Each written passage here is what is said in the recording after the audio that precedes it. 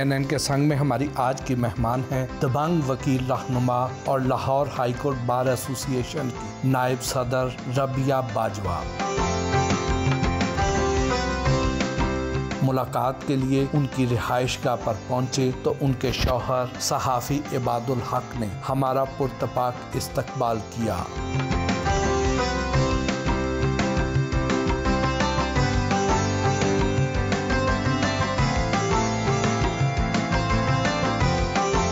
रबिया बाजवा से गुफ्तगू हुई। अस्सलाम वालेकुम रबिया बाजवा साहबा, कैसी हैं आप? वालेकुम सलाम, ठीक ठाक जी। मौजूदा हालात में बड़ी बड़ी दबंग आवाज़ें खामोश करा दी गई, लेकिन उसके बावजूद आप बड़ा कड़क के बोलती हैं। क्या आपको डर नहीं लगता? नहीं, सच बोलते हैं, इसमें डर वाली कौन सी बात है। और इसी मकसद के लिए इलेक्शन लड़ा था कि बार की आवाज़ बनेंगे, और वकला ने हमेशा ऐसी जद्दोजहद की है, तो इसलिए कोई ऐसी अनहोनी बात नहीं है। आप वकला सियासत में धड़े और लेफ़्ट की अप्रोच रखने वाली खातून हैं, क्या ये बात दुरुस्त है? हाँ जी, बिल्कुल दुरुस्त है। मैं लेफ़्ट के नज़रियात से बहुत मुतासिर, और सारी ज़िंदगी मेरी उन्हीं साथियों के साथ स्ट्रगल में गुजरी है, और उसमें बहुत ऐसी बड़ी शख्सियात थी कि जिससे मुझे बहुत सीखने का मौका मिला, जो बहुत मुखलिस थे अपने नज़रियात के साथ, और उनकी कमिटमेंट देख के तो वाकई मुझे आज की जो सियासत है उसको हैरत होती है कि ये क्या सियासत है। सियासत तो वो थी जो उन लोगों ने की। इन मुश्किल हालात का मुकाबला करने की हिम्मत कहाँ से लाती? देखिए, ये सारा कुछ आपकी कमिटमेंट के ऊपर बेस करता है। ये आपका अपना इंतखाब है कि आप पावर पॉलिटिक्स की तरफ जाते हैं कि नज़रियाती सियासत की तरफ जाते हैं। तो ये हमें भी पता है, आप सबको पता है कि कठिन रास्ता है, लेकिन ये वो रास्ता है कि जिसके ऊपर चल के ज़िंदगी मैं अपने इत्मीनान के साथ गुजार रही हूँ, अपनी मर्ज़ी के साथ गुजार रही हूँ। और मुझे ये शायद कल को जब मैं दुनिया से जाऊंगी तो मैं एक फ़ख्र के साथ जाऊंगी कि मैंने इस बुरे समाज को तब्दील करने के लिए जो अपना किरदार था वो मैंने अदा किया। अब ज़रा आपके बचपन की यादें ताज़ा करते हैं। बचपन कहाँ गुजरा, कैसा गुजरा? मेरी वालिदा का तल्लुक़ सरगोदा से है, और मेरे वालिद खाना वाली सियालकोट पसरूर साइड से हैं, लेकिन हमारी सारी एजुकेशन जो थी वो लाहौर में हुई। मेरी वालिदा स्पेशल एजुकेशन कॉलेज में एज ए प्रिंसिपल रिटायर हुई 2006 में। और हम 3 बहन भाई हैं, 2 मेरे भाई हैं और एक मैं बहन हूँ। तो हमने बड़ी एक ऑनरेबल ज़िंदगी गुजारी है, और दूसरी बड़ी आज़ादी के साथ गुजारी है।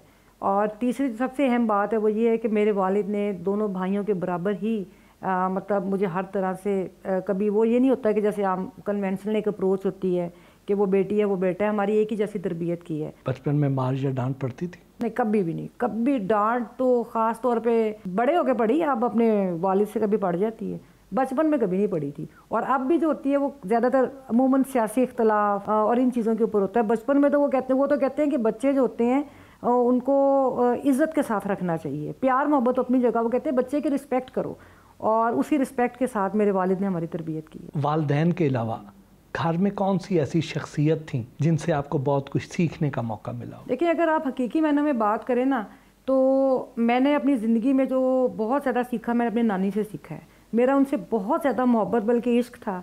उनके भी 95 की एज में इंतकाल हुआ है 2-3 साल पहले, और मैं उनको बहुत ज़्यादा मिस करती हूँ। मेरी वालिदा जो मैं आपको बताया कि वो प्रिंसिपल रिटायर्ड है। मेरी अम्मी बहुत पढ़ने लिखने वाली हैं और वो बड़ी खामोश तबीयत की हैं, लेकिन मेरी जो नानी थी वो बहुत ज़्यादा मतलब प्लेजेंट उनकी पर्सनालिटी थी, और वो एक बड़ा बॉन्ड था हमारी फैमिली का, पूरे ख़ानदान का, सिर्फ ये नहीं कि जो नियर रिलेटिव्स होते हैं। और उनसे मैंने ज़िंदगी गुजारने का तरीका सीखा, उनसे मैंने रख रखाव सीखा, उनसे मैंने बहुत कुछ सीखा था अपनी नानी से। मैं पूरी तरह तो उनसे मैं नहीं कहती कि मैं उनके रास्ते पे चल सकी हूँ, लेकिन ये है कि फिर भी एक बहुत बेहतर रास्ते पे वो हमें छोड़ कर गई हैं। वकालत के शोबे में आई कैसे, ये शौक़ कैसे पैदा हुआ? ये भी बड़ी मेरी नानी की ही बहन थी। वो सरगोदे हम लोग बैठे थे, तो उन्होंने एक दफ़ा कहा, उसको बिल्कुल शायद मैट्रिक में होंगी, तो कह रही थी कि भाई मुझे लगता है कि ये वकील बनेगी और बहुत अच्छी बनेगी। और वो बहुत समझदार खातून थी। तो उस वक्त तक तो अभी ज़ाहिर है बहुत छोटी उम्र होती है, उस वक्त तक तो किसी तरफ नहीं। फिर जो बड़े होते हैं कि पोलिटिकली जो लेफ्ट ओरिएंटेड मूवमेंट्स के साथ तल्लुक़ रहा, तो फिर ऑटोमेटिकली एक आपके अटैचमेंट बनती है, क्योंकि हर वक्त आपने बात वही करनी होती है, राइट्स की बात होती है, रूल ऑफ लॉ की बात आप करते हैं। तो उसमें आपका एक जो नेचुरल लाइजन होता है वो फिर इसी तरफ मैं बनी, और मैं पूरे शौक़ के साथ वकालत में आई थी। मेरा पैशन है, वकालत से अच्छा प्रोफेशन मुझे कोई, मेरा ख्याल है, मेरे लिए था भी नहीं। आमतौर पर समझा जाता है कि वो ख़वातीन जो मेडिकल या वकालत के शोबे से ताल्लुक़ रखती हैं वो फैशन से दूर होती हैं।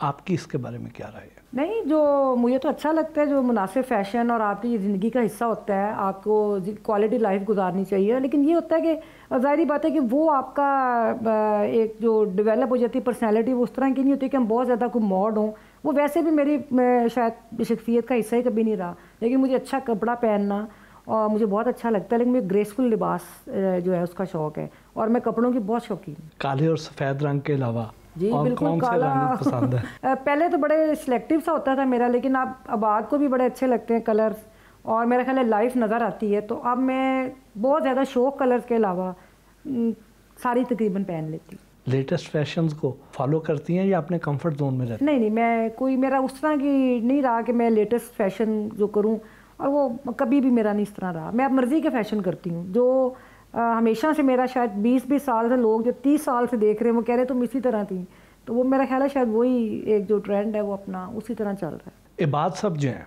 हमारे तो कलीग हैं, आपके शौहर हैं, कितने हेल्पफुल हैं आपके लिए? उनकी पसंद नापसंद को कितनी आप तरजीह देती हैं? मेरे तो सारी ज़िंदगी अब आबाद के साथ ही, जब से हमारी शादी हुई है, तो मेरा ख्याल है मेरी तो पसंद नापसंद बानी वो गई जो बात की है, ये वो नहीं कि रवायती जुमला है और ये हकीकत है। और दूसरी ख़ास तौर पर से मैं कपड़े आबाद को मेरे पसंद आते हैं जो भी मैं पहनती हूँ, लेकिन मैं फिर भी आबाद से पूछती हूँ बात ये अच्छा है, तो कई दफ़ा मैं चीज़ लेके चेंज करा लेती हूँ अगर बात को पसंद नहीं आती इतना ज़्यादा।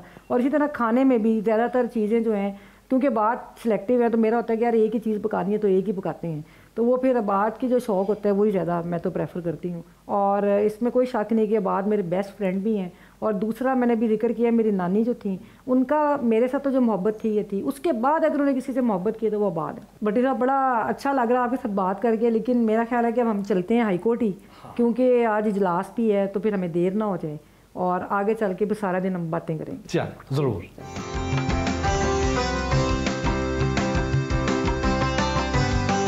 लाहौर हाई कोर्ट के लिए रवाना हुई।